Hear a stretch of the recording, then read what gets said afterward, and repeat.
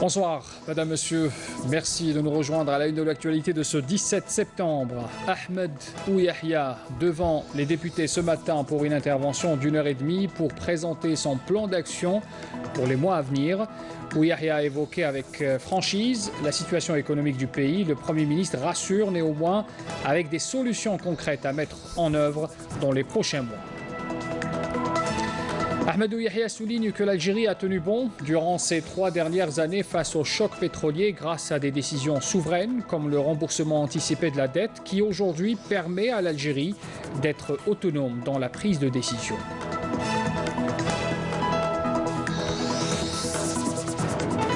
Et puis dans ce journal également, à suivre les réactions des différents partis politiques suite à la présentation du plan d'action Ouyahia. Les partis représentant la majorité affichent leur solidarité avec le Premier ministre dans la prise de décision, dans les étapes à venir. On parle dans ce journal également de la rentrée universitaire 2017-2018 en ce moment à travers toute l'Algérie. Exemple ce soir à Alger, 10 000 nouveaux bacheliers rejoignent les bancs de l'université d'Alger 3. On évoquera l'exemple de cette université tout à l'heure. Bienvenue à tous. Le grand oral donc d'Ahmed Ouyahia ce dimanche devant l'Assemblée populaire nationale. Le Premier ministre a présenté donc ce plan d'action tant attendu, le plan d'action de son gouvernement, avec comme feuille de route la concrétisation du programme du président de la République Abdelaziz Bouteflika en poursuivant la politique nationale de développement social afin d'offrir une meilleure vie aux citoyens. C'est le plan de route, la feuille de route que s'est tracé donc le gouvernement Ouyahia. La présentation s'est déroulée en séance plénière sous la conduite du président de l'Assemblée nationale populaire, Saïd Bouhadja. Quelques moments forts de l'intervention du Premier ministre, d'abord sur les décisions du président de la République qui ont permis à l'Algérie d'absorber le choc de la baisse des prix du pétrole. Écoutez à ce propos Ahmed Ouyahia. Notre pays a pu résister 3 ans, même si, entre-temps, on a perdu 50% de nos revenus extérieurs et 50% des revenus de la fiscalité, principalement celle des hydrocarbures. Pourquoi l'Algérie a pu résister durant ces 3 années? Elle a pu résister grâce à des décisions substantielles prises par M. le Président de la République ces dernières années. Pour la première décision, l'effacement de la dette extérieure. La deuxième décision a été la création du Fonds de régulation des recettes. La troisième décision a été de rationaliser les réserves de change.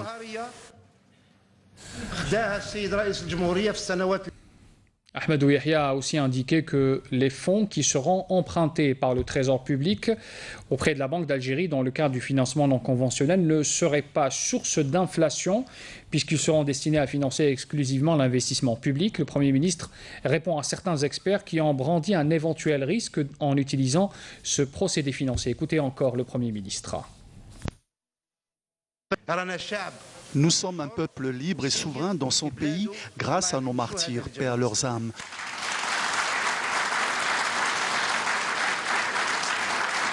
Je dis à ceux avec lesquels nous avons une divergence d'opinion, je m'adresse surtout aux experts car les politiques sont dans leur droit d'opposant. Donc je dis aux experts que nous avons 2 rôles différents. Le rôle de l'expert, c'est d'analyser et le rôle du gouvernement est d'assurer les salaires aux travailleurs, assurer les salaires aux retraités et assurer beaucoup d'autres choses et le faire si possible en étant libre. L'Algérie a déjà fait l'expérience du FMI. Cela n'entache en rien le nationalisme des dirigeants qui ont pris cette décision.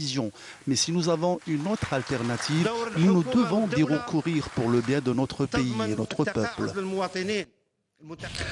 Autre déclaration du Premier ministre, la politique de subvention sociale ne sera pas touchée en 2018. Ahmed Ouyahia rassure sur ce point précis. Une étude est entamée en ce moment au niveau des administrations publiques pour réajuster ces subventions selon les tranches sociales et surtout selon le revenu des citoyens. Mais cette étude est toujours en cours, souligne encore le Premier ministre. Écoutez sa déclaration. Beaucoup a été dit concernant les subventions publiques et certains ont émis certaines réserves. Le gouvernement est en voie de parachèvement d'une étude qui permettra de mieux cibler les bénéficiaires, mais l'étude n'est pas encore terminée et nous n'avons pas encore entamé les discussions avec nos partenaires sur ce sujet.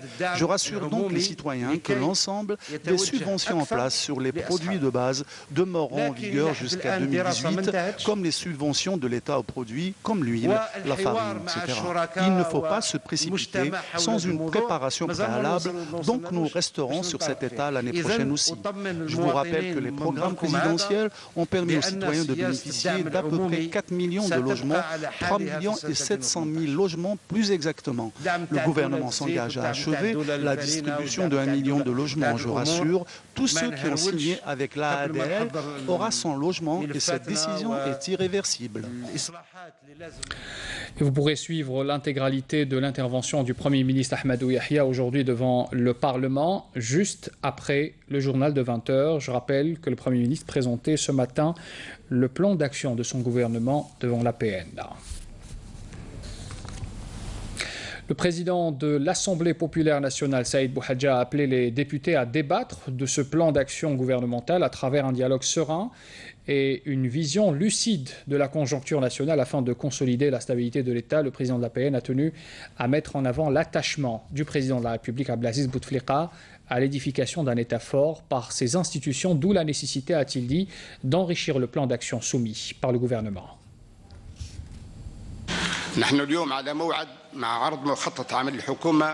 Nous sommes là aujourd'hui pour assister à la présentation du plan d'action du gouvernement, qui sera suivi d'un débat général avant son adoption. Et vous, mesdames et messieurs les parlementaires, vous accomplirez votre mission avec responsabilité et conscience en faisant face aux défis actuels qu'a évoqué son Excellence le président de la République Abdelaziz Bouteflika lors du Conseil des ministres. Le président de la République a appelé à travers ses précieuses orientations à plus de conscience dans la prise en charge des réformes et la modernisation de l'économie nationale afin de perpétuer la paix sociale, garantir l'équité sociale aussi et la solidarité nationale ainsi que l'équilibre et l'indépendance financière en Algérie. Que va-t-il se passer après cette présentation donc, du plan d'action du gouvernement? Sachez qu'au niveau du Parlement, il s'en suivra un débat général qui s'étalera jusqu'à mardi, date à laquelle les présidents des groupes parlementaires devront également intervenir. La journée de jeudi sera, elle, consacrée à l'intervention du Premier ministre qui répondra aux questions des députés avant de soumettre le plan d'action du gouvernement au vote des députés le même jour. Justement, les députés, qu'en pensent-ils de ce plan du gouvernement? Abdelmajid Mankassi était sur place, il a tendu le micro à des députés faisant partie, bien sûr, de la majorité donc parlementaire et les autres également qui ont exprimé leurs avis sur ce plan d'action. Je vous propose d'écouter dans ce reportage signé Abdelmajid Mankassi. Un plan de gouvernement qui s'articule autour de 4 axes principaux, la sécurité, la stabilité et l'unité nationale, l'autonomie financière de l'Algérie, le développement économique et enfin le développement social, la justice sociale et la solidarité nationale. Un plan apprécié différemment par les députés présents à l'hémicycle. Maintenant, ce qui est établi, c'est que l'Algérie vit une crise financière et économique qui est pratiquement extrêmement grave, de l'aveu même du pouvoir exécutif de l'Algérie. D'abord, il y a eu des décisions qui ont été prises avant, c'est d'encourager ceux qui ont du liquide à les remettre en banque avec bien sûr un pourcentage. Et surtout, je pense qu'il faut imposer le chèque et la carte magnétique. Plusieurs moments forts sont à relever dans le plan du gouvernement. À retenir surtout le refus du gouvernement d'aller vers l'endettement extérieur, ceci malgré la crise financière que connaît le pays et malgré l'épuisement du fonds de régulation des recettes. Le gouvernement est plutôt décidé à aller vers la Banque centrale pour la production monétaire. Pour cette option, les avis des parlementaires divergent. Le financement non conventionnel, c'est-à-dire va influer sur l'inflation, va influer sur le dinar qui a perdu déjà 20% par rapport à l'euro et 15% par rapport au dollar. Et c'est ça le problème qui est posé. D'autres députés préconisent d'autres solutions et d'autres mesures. Maintenant, nous, Parti des travailleurs, nous avons toujours soutenu la décision du président de la République de ne pas recourir à l'endettement extérieur. Mais ce n'est pas suffisant. Il faut corriger toutes les politiques qui sont responsables de la détérioration de la situation économique, sociale et de la situation financière. Oui, s'attaquer à l'économie informelle, pourquoi pas un impôt sur la fortune, pourquoi pas une réforme de la politique des impôts dans notre pays, parce que malheureusement ceux qui ont de l'argent ne payent pas assez d'impôts, ne payent pas carrément d'impôts. Un avis et des propositions qui seront certainement soumises et discutées à l'hémicycle. Et voilà ce qu'on pouvait dire à propos de cette présentation aujourd'hui du plan d'action du gouvernement par Ahmadou Yahya devant l'APN ce matin. Dans l'actualité aussi, le général de corps d'armée Ahmed Gaïd Salah, vice-ministre de la Défense nationale, chef d'état-major de l'armée nationale populaire, supervisera demain lundi à Djelfa au nom du président de la République, chef suprême des forces armées, ministre de la Défense nationale. Il supervisera donc le déroulement de l'opération de destruction des stocks restants des mines antipersonnelles. C'est au niveau du polygone central de l'aire Hassi-Bahbah, en première région militaire. Cette opération intervient en conformité avec les obligations internationales de l'Algérie, découlant de la mise en œuvre de la Convention d'Ottawa sur l'interdiction de l'emploi du stockage et de la production ainsi que du transfert des mines antipersonnelles et sur leur destruction également. Un dangereux terroriste activant depuis 2005 s'est rendu ce dimanche aux autorités militaires près d'El Milia, à l'est de la wilaya de Djidjel. Le dangereux terroriste dénommé D. Fares Di Abu Oussama avait rallié les groupes terroristes en 2005. Il avait en sa possession un pistolet mitrailleur de type Kalachnikov, 3 chargeurs de munitions garnis, ainsi qu'une paire de jumelles. À cette occasion, le ministère de la Défense nationale lance une autre fois un appel au reste des terroristes pour qu'ils saisissent l'opportunité de bénéficier des dispositions réglementaires en vigueur, à l'instar de ceux qui se sont rendus aux autorités sécuritaires. On apprend par ailleurs qu'une quantité de 135 kg de kif traité a été saisie à Tlemcen, c'était hier, par un détachement de l'armée nationale populaire et des éléments de la gendarmerie nationale. L'actualité aussi marquée par cette réunion de la 8e session de la commission mixte algéro-russe qui se tiendra à partir de demain jusqu'au 20 septembre à Alger, sous la coprésidence du ministre algérien des Finances, Abderrahman Raouia, et du ministre russe de l'énergie, Alexandre Novak. Lors des travaux de cette commission, les experts algériens et russes se plancheront sur plusieurs points, sur notamment les négociations en cours des projets d'accords bilatéraux dans plusieurs domaines. La réunion débutera demain à Alger, je le rappelle, une réunion de 2 jours. Et puis comme annoncé dans les titres, la rentrée universitaire 2017-2018, c'est en ce moment à travers toute l'Algérie. Exemple, ce soir à Alger, 10 000 nouveaux bacheliers rejoignent les bancs de l'université d'Alger 3. Ce sont des nouveaux étudiants, pour la plupart inscrits en première année, licence bien sûr, dans des différentes filières et spécialités de l'université Alger 3. Outre les 5 000 autres inscrits en première année master, s'inscrivent dans le cadre de la poursuite et de la continuité du cursus pédagogique et académique engagé par l'université de Del Ibrahim.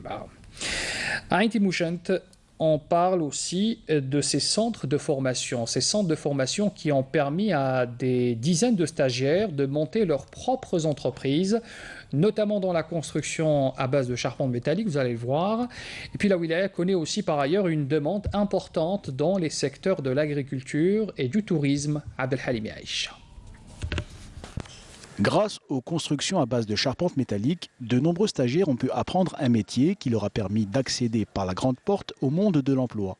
Ardouane en fait partie.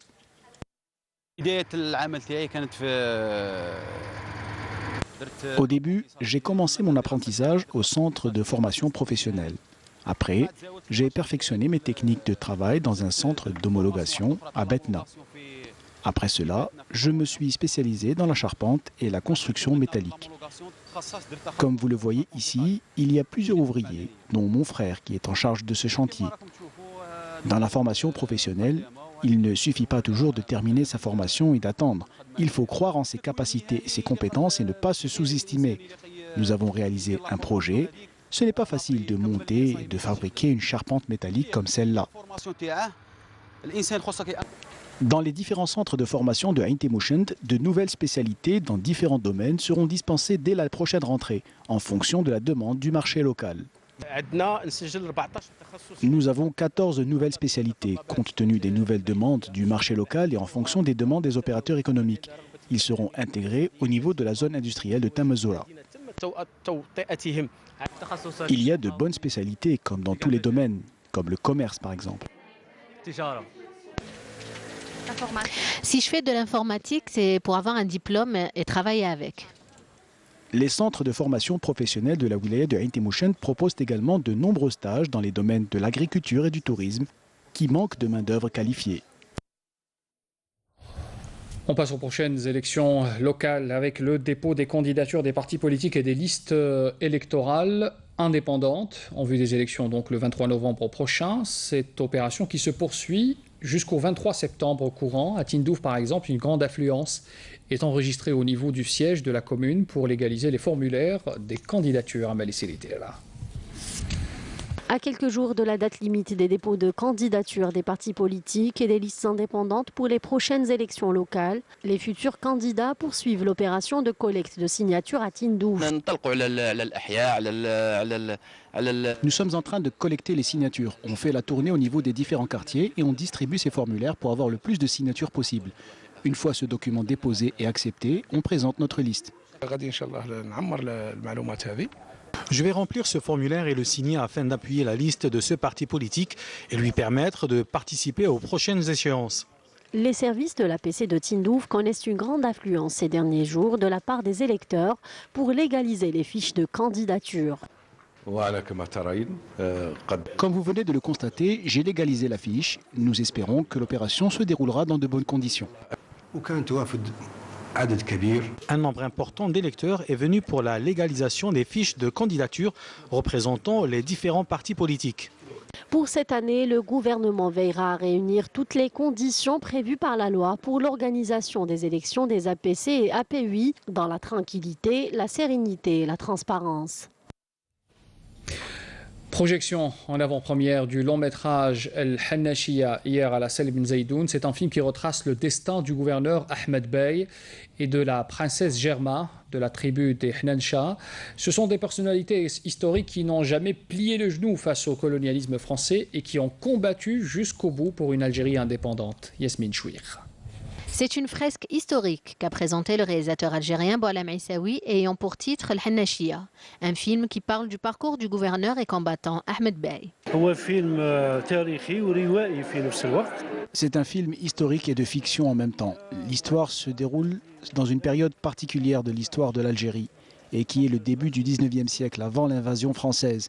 Une part du film parle du système du Beylik dans l'est du pays, à l'ère d'Ahmed Bey et de la relation que ce dernier a établie avec les Harouches de l'est du pays.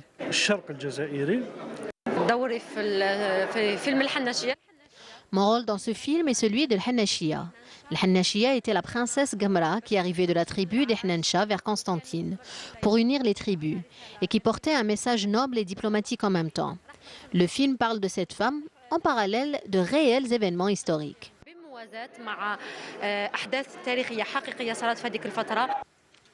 Ce film est considéré comme un nouvel acquis de qualité pour le cinéma algérien. Le thème du film est un thème que nous devions de traiter, que cela soit par des œuvres cinématographiques et audiovisuelles ou toute autre forme artistique. Ce film fait partie de ceux qui abordent d'importants aspects de la résistance populaire, car sans nul doute, les historiens citent souvent et avec fierté la résistance qu'a menée la région de la Hnansha et sa contribution dans le combat d'Ahmed Bey dans la région de Constantine. Historico-dramatique, le film est tiré de l'œuvre homonyme de Zubaida Mamaira. Il est à la fois romanesque et poétique. Hannashia mêle amour, bataille, culture et dévouement. Pendant ces 2h14, sa mise en scène nous plonge dans le destin de personnalités historiques qui ont marqué la ville de Sirta. À présent, c'est au tour du sport avec une page sportive avec vous, Hakim Keshroud, bonsoir. Vous êtes avec nous sur le plateau. On va commencer à parler de l'USM Alger et du MCA qui s'en sont un peu bien sortis dans ces matchs allés en quart de finale. Hakim, bonsoir. Bonsoir Nazim, bonsoir à toutes et à tous. Et oui, vous l'avez dit, l'USMA d'Alger. L'USMA d'Alger qui a réalisé une très très bonne opération. Le Mouloudia d'Alger aussi en Coupe de la CAF. L'USMA d'Alger dans la plus prestigieuse des compétitions qui est la Ligue des champions africaine. Après son déplacement et ce match nul, donc ils ont réalisé face à l'équipe du Ferroviero de Bira un but partout. C'est Darfellouk qui avait ouvert la marque à la 63e minute de jeu pour l'USMA d'Alger. L'USMA qui aurait pu mettre d'autres buts. Ils se sont fait remonter au score à la 89e minute de jeu. Le match retour, lui, se jouera le 23 septembre prochain au stade du 5 juillet à 18h30. Le Mouloudia d'Alger, pour sa part, s'est imposé en quart de finale de la Coupe de la Confédération africaine face à nos voisins, le club africain. Un seul but a été marqué par le Mouloudia, donc qui lui permet de prendre une option lui aussi, même s'il a un match très très compliqué. Hein. Le 23 septembre prochain, ce sera au stade de Radès, l'équipe du Mouloudia d'Alger qui a assuré l'essentiel. Bravo également, bravo au 12e homme, hein. Il faut le rappeler, donc Nazim, 12e homme qui a été très très important lors du match hier du Mouloudia d'Alger face à l'équipe du club africain. Victoire donc, je le rappelle, du Mouloudia sur le score d'1-0. La manche retour se jouera le 23 septembre prochain. Vous m'avez appelé Nazim à deux reprises, je vous appelé Youssef ce soir. Oui, mais, pardon. Voilà, donc ouais. Youssef, on va parler aussi de la 3e journée de Ligue 1 Mobilis. Exactement. On reste avec le football. Exactement, Zoher. On va parler donc de cette 3e journée donc bénéfique à qui? Au leader actuel, après 3 matchs, 3 victoires, le Chabab Riadi de Belouizdad qui n'a pas fait dans le détail puisqu'il s'est imposé lundi dernier en ouverture de cette 3e journée, en raison bien sûr de la participation du Mouloudia d'Alger en quart de finale de la Coupe de la Confédération sur le score de 2-0 et qui lui permet de rester en tête du classement du championnat. Pour les autres résultats donc, de cette 3e journée, l'USMA d'Alger a été tenu en échec par le DRB Tajnant, un but partout. L'Olympique de Médéa qui s'impose pour son premier match après 3 journées face à l'USM Al-Harrach où rien ne va plus, 1-0. La GS Kabylie tenue en échec à domicile par le Parado Athletic Club, 1 but partout. Le CS Constantine qui bat l'USM Balabbas, 1-0. La GS Saoura qui bat Blida,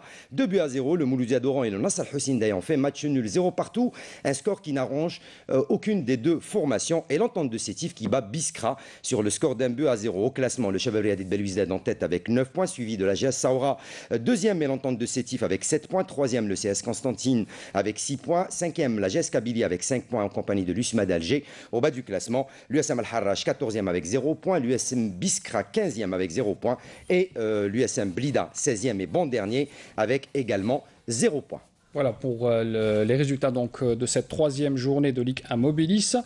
Alors Hakim, on parle à présent de cette équipe du club sportif de la Sûreté de Wilaya de Djidjel, des moins de 12 ans qui participent à un événement sportif. Vous nous en dites un peu plus. Planétaire, hein, puisque cet événement, la Danone Cup internationale qui est parrainée par l'incontournable Zinedine Zidane, les jeunes de Djidjel, donc de la Sûreté nationale, vont se déplacer pour représenter l'Algérie aux États-Unis, excusez du peu, pour cette compétition qui fait de plus en plus parler d'elle, hein, la Danone Cup.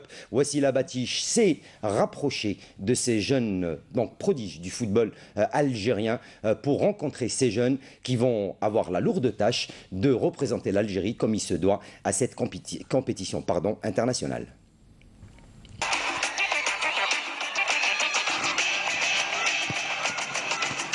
قلنا المدرب تاعنا نسمعوا ليه نديروا واش يقول لنا نحترموه ومام هو يحترمنا يقدرنا. كانت تحضيرات جيده وطويله وخدمنا بزاف. درنا واحد الشونس باش نديروا لها باش نديروا واحد النتيجه مليحه نشرفوا الرايه الوطنيه في خارج الوطن وفي الولايات المتحدة الأمريكية اللي كانت حلم لينا نوصلوا لهذا المبتغى ديالنا. Enfin, le rêve se réalise pour cette équipe des U12 de l'équipe de la Sûreté nationale de Djidjel. Après un long parcours doté de travail et de volonté. Le rêve se réalise après plusieurs qualifications régionales et en nationales afin de participer au grand tournoi Danone Nation Cup aux États-Unis. واعيين وحسناهم باللي رايحين يمثلوا الالوان الوطنيه وحاولنا معاهم من جانب النفساني ما يخفالكش باللي على بالنا باللي رايحين نبهروا بالاجواء اللي راح يلقاوها في الولايات المتحده الامريكيه وعملنا معاهم تكرارا ومرارا على الجانب النفسي. Les jeunes représentants de la sûreté de Djidjel, toujours en phase de préparation, entament leur dernier stage sur le terrain de la direction de l'administration générale à Hidra. Sous la houlette de l'expérimenté Boualem Laroum et le staff technique et administratif de l'équipe djidjilienne. On va essayer d'analyser ou bien d'évaluer. Nous dirons que c'était une opération sociétale, vraiment sociétale, qui a vraiment atteint son objectif. ماهوش سهل المشوار هذا باسكو الصنف الأصاغر هذو يعني ساهلش باش تحكم فيهم. شكون فريق هذو يعني احنا نخدموا يعني سن المدارس نخدموا عندنا واحد 3 سنين وحنا نخدموا في الفريق هذا. La jeune équipe de la Sûreté nationale fait partie du premier groupe en compagnie de l'Argentine, la Roumanie et la Hongrie.